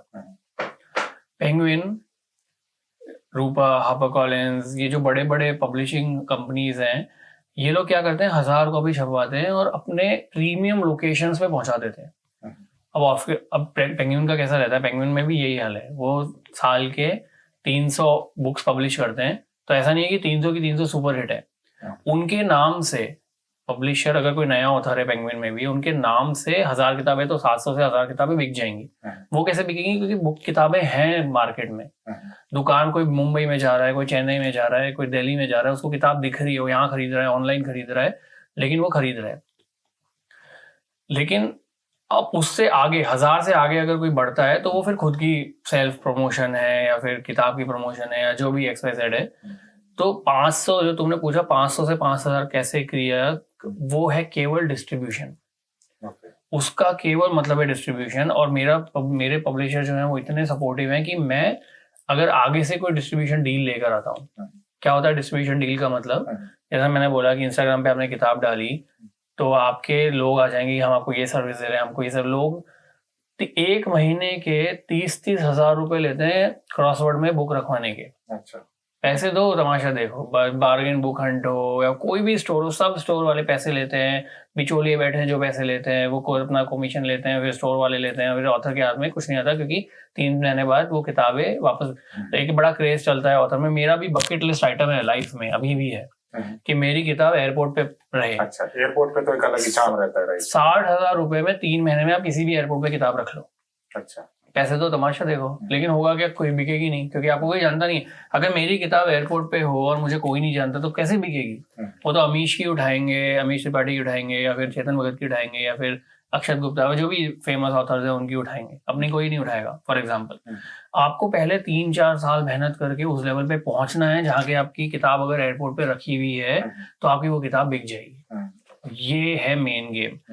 तो डिस्ट्रीब्यूशन है आंसर। 500 से 5,000 कैसे पहुंचते हैं? अब यहाँ पे आप पब्लिशर का डिस्ट्रीब्यूशन यूज कर सकते हो, खुद पैसे देके डिस्ट्रीब्यूशन करवा सकते हो, लेकिन जिसका कोई मैं उसके खिलाफ हूँ, कोई फायदा नहीं है उसका पैसे देके डिस्ट्रीब्यूशन। पैसे देके डिस्ट्रीब्यूशन की जो डील होती है, होती क्या है? मतलब जस्ट फॉर द बता रहा हूँ ना 30,000 रुपए आप दो, आप एक क्रॉसवर्ड, बार्गेन बुक हंट जैसे कोई भी स्टोर हो, उन्होंने आपसे पैसे लिए? उन्होंने पैसे लिए किताब रखने के। तो क्या किताबें जो बिकी वो उसने जाके पब्लिशर से खरीदी आपके 30,000 रुपए से, या वो भी आप खरीद के दे रहे हो? वो आप खरीद के दे रहे हो। अच्छा, तो आपको अगर 30 किताबें रखवानी तो आप 30 किताबें खरीद के उनको दोगे? वो उनके स्टोर्स पे रखेंगे? वो उन स्टोर्स एक स्टोर पे रखेंगे 30,000 में 1 महीना। और उसका बिकने का कोई गारंटी नहीं? गारंटी है कि नहीं बिकेगी? गलती से अगर एक बिक गई, किसी की इच्छा हो गई, भगवान का कोई दूत आ गया लेने के लिए, तो बिक जाएगी, नहीं तो नहीं बिकेगी। ऐसे मेरे को डील्स मिलते हैं कि आपको 1 लाख रुपए दो, हम आपकी 6 स्टोर्स में किताबें रखवाएंगे 6 महीने के लिए। तो ऐसी डील्स आती हैं। तो कहने का मतलब है कि इन सब डील से बचना चाहिए, क्योंकि इससे कुछ नहीं होता। लेकिन डिस्ट्रीब्यूशन ही इंपॉर्टेंट है। अगर आप डिस्ट्रीब्यूट करोगे अपनी किताब को फिजिकल स्टोर्स तो ही लोग जानेंगे। बुक क्लब्स में एक जो चीज है जो मैं ढंग से एक्सप्लोर नहीं कर पाया, जो मुझे डे 1 से एक्सप्लोर करना था, वो था छोटे छोटे बुक क्लब्स अक्रॉस सिटी। कितने लाखों बुक क्लब्स हैं इंडिया में। हाँ, मेरा एक छोटा सा एक्सपीरियंस है बुक क्लब का। तो मैं जहाँ काम करता हूँ वहाँ पे कुछ लोगों ने एक्साइट होकर बोला कि चलो बुक क्लब खोलते हैं। ठीक है, तो उन्होंने बुक सेलेक्ट की। तो उस बुक क्योंकि नया बुक क्लब था, तो मैंने कहा कि हम लोग वोटिंग कराते हैं कि आप बुक्स नॉमिनेट करो जो हमारी पहली किताब होनी चाहिए। तो मैंने अपनी बुक की किताब पे डाल दी और उसका प्रमोशन करा दिया, लोगों को बोला वोट कर दो। तो एक्चुअली में 12 या 13 लोग थे। उन्होंने कहा कि हाँ ये बुक है और आपको ये पढ़नी है। किसी ने पूछा खरीदने कहाँ से? तो उस टाइम पे मेरी किताब की यूके में कीमत थी 7 पाउंड। अच्छा। और मेरी जो ई बुक थी, जो किंडल पे एडिशन थी, दैट वाज 0.95 पाउंड। 100 रुपए भी, हम लोग less than that actually, 0.95 pound. तो उनको जब 0.095 फिगर दिखा तो उनको लगा कि अरे दिस इज अ बार्गेन। तो फट लोगों ने खरीद लिया। तो उससे भी एक हुआ कि हाँ, but because I was there, I was part of that book club, तो मैं कर पाया। बट अगर मुझे किसी अननोन बुक क्लब को रीच करना हो, उसको अपनी बुक एक्सेप्ट करवानी है, तो वो प्रोसेस शायद मुझे भी नहीं मालूम, और वो वहाँ पे शायद। तो मेरे ख्याल से अनटैप्ड मार्केट है, टू बी ऑनेस्ट, क्योंकि बहुत सारे ऐसे बुक क्लब्स इंस्टाग्राम पे मिल जाएंगे जो कि पैसा लेके करेंगे, पर ऐसे बहुत सारे book clubs, genuine book clubs India में, मैं तो बोल रहा हूँ हर सोसाइटी में एक होगा। लेकिन उस तक कैसे पहुंचो, मार्केट को कैसे, क्योंकि अनस्ट्रक्चर्ड मार्केट है ना, कैसे टैप करो वो पता नहीं। लेकिन 500 से जो 5,000 का मैंने सफर तय किया, वो इस तरीके से ही तय किया। पब्लिशर ने मेरी किताबें भेजी, पब्लिशर ने मेरी किताबें डिस्ट्रीब्यूट करी, मैंने डिस्ट्रीब्यूशन डील्स ढूंढी, पब्लिशर को दी, पब्लिशर ने उनको किताबें भेजी। तो मतलब कोई ऐसी डिस्ट्रीब्यूशन डील का एग्जांपल बताओ जो तुमने ढूंढी और तुमने, जैसे बोलो ना कि 10 लोग तुम्हारे पास पैसा लूटने के लिए बैठे, तो तुम्हारा एक्सपीरियंस क्या था कि उनमें से 10 में से एक जेन्युइन? मैं एक एग्जांपल देता हूँ। जैसे एक कंपनी है चैम्प रीडर्स, तो उनके साथ जो मैंने डील करी वो 300 किताबों की थी, 300 बुक्स फॉर 1 ईयर, और नो सेल नो रिटर्न। तो नॉर्मली क्या होता है डिस्ट्रीब्यूशन में कि अगर आपकी किताब नहीं बिकेगी तो आपको 6 महीने 1 साल में भेज देंगे वापस। तो अभी मैं उस डील के प्रोसेस में हूँ, मतलब मुझे नहीं पता वो 1 साल बाद वो रिटर्न देगी नहीं देगी, लेकिन जो चैम्प रीडर है वो मेरे हिसाब से सही है, जेन्युइन है, और मैं उनके साथ अभी काम कर रहा हूँ। तो वो 1 साल बाद ही पता चलेगा। कैसे कर रहे हो? मतलब डील क्या है बेसिकली? 300 किताबें यार देखो, डील के स्पेसिफिक्स बताना थोड़ा सा मुश्किल है, क्योंकि इंडिविजुअल पे डिपेंड करता है। जैसे मैं बायर हूँ, आप सेलर हो, तो मैंने आपसे बात करी, मैं जितना निगोशिएट कर पा रहा हूँ, हो सकता है दूसरा पर्सन उतना ना कर पाए या फिर तीसरा पर्सन उससे भी ज्यादा कर ले। तो मेरा ये बताना कि मैंने उनको कितने पैसे दिए, उस डील क्या थी मेरी डील, वो it doesn't matter, concept matters. क्योंकि अब आपको पता है कि चैम्प रीडर है या फिर XYZ है या फिर ABC है या फिर ऐसे करके बहुत है मार्केट में। जब आप लोगों से बात कर रहे हो तो आपको ये पता है कि आप क्या डील कर रहे हो, क्या क्या मैं बताता हूँ पॉइंटर्स क्या है। आप किताब दे रहे हो किसी को, सबसे बेस्ट होता है नो सेल नो रिटर्न, कि अगर आप नहीं बिकेगी तो आप रिटर्न नहीं करोगे। पैसा अगर प्लेसमेंट फी ले रहे हैं कोई, तो वो कितना ऑप्टिमाइज हो दूसरे के लिए भी और देने वाले के लिए भी और लेने वाले के लिए भी। मतलब ऐसा भी ना हो कि आप 50-50 हज़ार दे रहे हो, 1-1 लाख रुपए दे रहे हो, उसका उस सब का कोई मतलब नहीं है। लेकिन अगर फीस रीजनेबल है, बुक की क्वांटिटी ज्यादा है और बंदा भी सही है, for example you build a relationship, तो वैसे करके you have to decide your own deal. मैं केवल आपको ये बता सकता हूँ कि these are the ways. For example Amazon में मैंने आपको बताया कि मैंने 25 हज़ार में 100 किताबें बेची, राइट। लेकिन कई लोग 25 हज़ार में हो सकता है 150 बेच ले, कई हो सकता है 50 ही बेच पाए। तो मैं तो केवल आइडिया बता सकता हूँ, उसको कैसे इंप्लीमेंट करना है is up to individual. Similarly distribution is the key. Distribution ही आपकी किताब को और आपको as an author, as a brand आगे लेके जाएगी। क्योंकि लोग परसेप्शन का गेम है। कोई इंसान देखेगा आपकी किताब क्रॉसवर्ड के मिरर पे पड़ी है, क्रॉसवर्ड के मिरर पे पड़ी, तो उसको लगेगा ना कि हाँ भाई ये यहाँ पहुंचा है या एयरपोर्ट पे पहुंची है, कहीं भी पहुंची है, XYZ जगह पहुंची है, बिना पैसे के अगर कहीं भी जगह पहुंची है तो एटलीस्ट वो होगा ना कि हाँ यार ये कहीं पहुंचा है। मैं अपनी किताब में सोच रहा हूँ टैग लगवा दूं, ये यहाँ तक बिना पैसे के पहुंची है। अच्छा, तो ये हो गया अपना डिस्ट्रीब्यूशन। नाउ इस सब का जो फ्यूलिंग इंजन है, इस सब को जो डेली बेसिस पे फ्यूल करता है, आपकी जो विजिबिलिटी आगे बढ़ाता है, आगे लेके जाता है, 1 से 10 करता है, वो है social media. Social media marketing अपने आप में एक कंसेप्ट है बहुत बड़ा। आप लोग मेरा पेज जाके दे सकते हो। वहां पे आपको करना क्या है, सोशल मीडिया में आपको खुद का ब्रांड बनाना है। मतलब लोग आपको किताब से पहले खुद के नाम से जाने कि हाँ यार, जैसे विकास है, जैसे अमीश है या फिर अक्षत है या फिर चेतन भगत है, अपन उनका नाम जानते हैं ना। उनकी किताब, चेतन भगत ने तो 10 किताबें लिख रखी है, अपन 1 जानते हैं, 2 जानते हैं, सब नहीं जानते, राइट। लेकिन चेतन भगत को जानते हैं। सिमिलरली विलियम डारिम्पल को जानते हैं, खुशवंत सिंह को जानते हैं। उनकी लोग आपकी किताब नहीं खरीदते, लोग आपको खरीद रहे हैं। एग्जैक्टली। सो इस सब में जो आपका 3 से 5 साल का जो प्लान होना चाहिए, वो ये होना चाहिए कि आपकी खुद की ब्रांड बन रही है। लोग अगर आपको जानेंगे एज अ ट्रैवल ब्लॉगर कि यार ये बहुत बढ़िया ट्रैवल ब्लॉगर है, इसकी 4 लाख फॉलोइंग है, अगर आप किताब लगाते हो, निकालते हो, आपकी 1000 किताबें पहले दिन बिक जाएंगी। क्योंकि वो 4 लाख लोगों में से 1000 लोग तो देखते होंगे आपको डेली बेसिस पे, फॉर एग्जाम्पल। तो ये है। तो स्टेप 0, स्टेप 1, स्टेप 2, स्टेप 3 में सोशल मीडिया मार्केटिंग, जो कि कंटिन्यूसली चल रहा है। इस सारे स्टेप्स पैरेलल। मतलब क्या क्या तरीके होते हैं सोशल मीडिया? यार सोशल मीडिया मार्केटिंग में मैं किताब निकालूंगा जहां पे मैं आइडियाज दूंगा, 100 ways to do social media marketing. Post ideas, मतलब क्या है, पोस्ट है, राइट। आपने रिव्यू की पोस्ट डाल दी, आपने किसी एक आपको अवार्ड मिला, आपके उसने पोस्ट डाल दी, आपने कहीं पे कोलैबोरेट किया, उसकी पोस्ट डाल दी, किसी ऑथर, किसी सेलिब्रिटी के साथ वो किया, वो डाल दी। अच्छा, इसमें ना एक चीज मुझे ध्यान आई, सेलिब्रिटी इंडोर्समेंट का बहुत फर्क पड़ता है। अच्छा, अगर शाहरुख खान आके आपको बोल दे किताब, चलो शाहरुख खान छोड़ो, कोई छोटा मोटा एक्टर सिद्धार्थ मल्होत्रा आके बोल दे, या फिर कोई नया एक्टर आके बोल दे, जानवी कपूर आके बोल दे, आपकी किताब रॉकेट हो जाएगी एकदम। अच्छा। लेकिन ये लोग बोलते नहीं है, राइट, क्योंकि ऑफकोर्स सिंह का नाम जुड़ा हुआ है इसके ऊपर।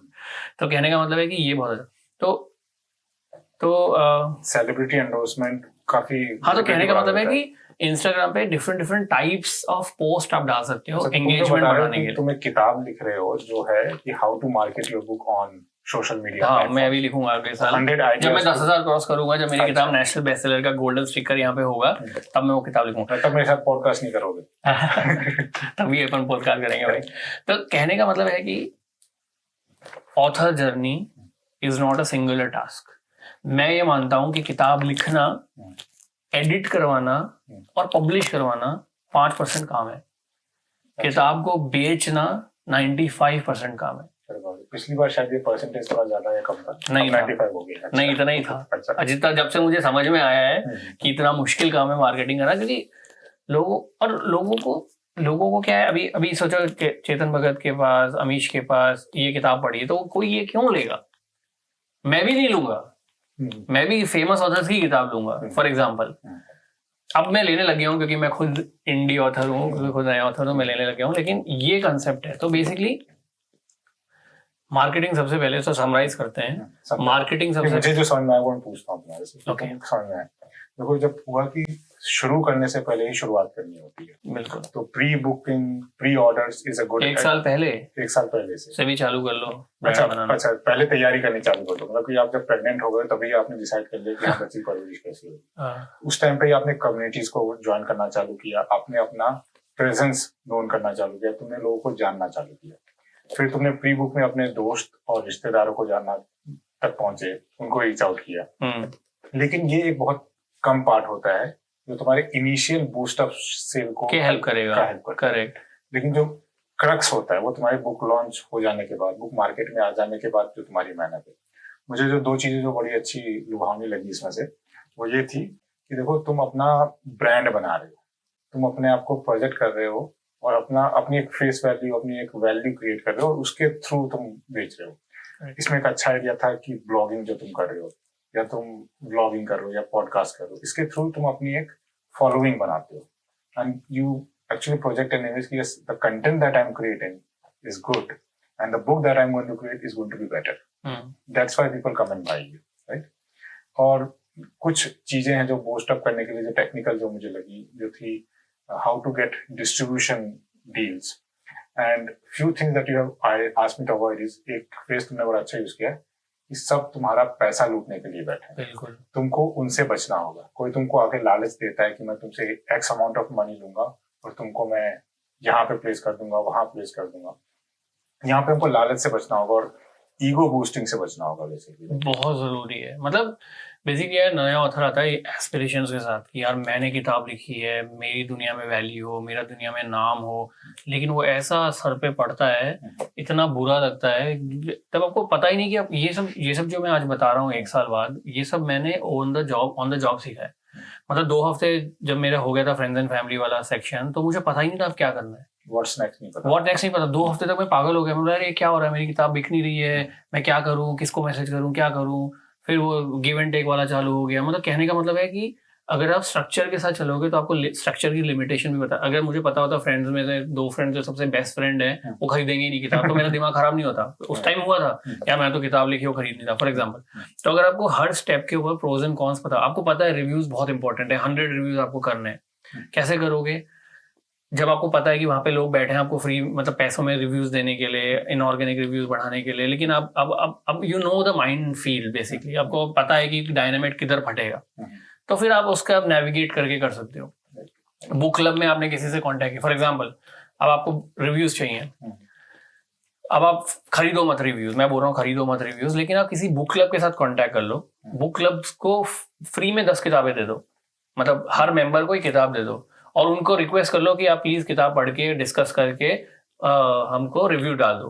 तो वो कर सकते हो। Instead of outright buying the reviews, you can gift your books to the readers and then ask them politely. अच्छा, इसका वन लाइन बॉटम लाइन क्या है बुक मार्केटिंग का? बुक मार्केटिंग का बॉटम लाइन है कि ये सब बहुत ही बकवास चीज है, परेशान होने वाली चीज है, पर अगर आप इसको कर रहे हो तो आपको लॉन्ग टर्म व्यू रखना है, 3 से 4 साल का व्यू रखना है और आपको गोल्स अपने सेट करने हैं कि इस फेज में मेरा ये गोल है, ये मेरे एक्शंस है, इसका ये रिजल्ट है। ऐसे कर करके आप अगर इसको स्ट्रक्चर करोगे तो आपको बहुत ईजी रहेगा। मतलब मैं बता रहा हूँ हैंड ऑन हार्ट, ये मेरी पहली ट्रेडिशनली पब्लिश किताब है। इसकी मार्केटिंग में मैंने बहुत दिमाग लगाया है, लेकिन सेकेंड जो सीरीज में जो सेकेंड बुक आएगी उसमें मेरा दिमाग शायद 10% ही लगेगा, लेकिन रिजल्ट 90% आएगा। तुमने इतना कुछ, क्योंकि मैंने सब देख लिया है, कि मैंने सब कर लिया है। मुझे पता है कि कौन से रिव्यूअर्स इंस्टाग्राम पे बढ़िया हैं, कौन से बेकार हैं, कौन से अमेजोन मार्केटिंग से क्या होता है, डिस्ट्रीब्यूशन की कौन सी डील्स मुझे और करनी चाहिए फॉर एग्जांपल। और जैसा मैंने बोला, it's to each to its own. मतलब मैं ये बोल भी रहा हूँ, कोई सुन भी रहा है, लेकिन सबका एक्सपीरियंस अलग रहेगा। लेकिन अगर आप इतना भी बेसिक कर लोगे, एक स्ट्रक्चर बना के चलोगे, तो आई थिंक आप कम से कम 1000 तक तो पहुंच ही जाओगे। तो ऑल द बेस्ट है। हो सकता है कि आपका 5000 से 10,000 करेंगे तब पॉडकास्ट करेंगे भगवान ने चाहा, तब इसी पॉडकास्ट को कंटिन्यू करेंगे। Thank you.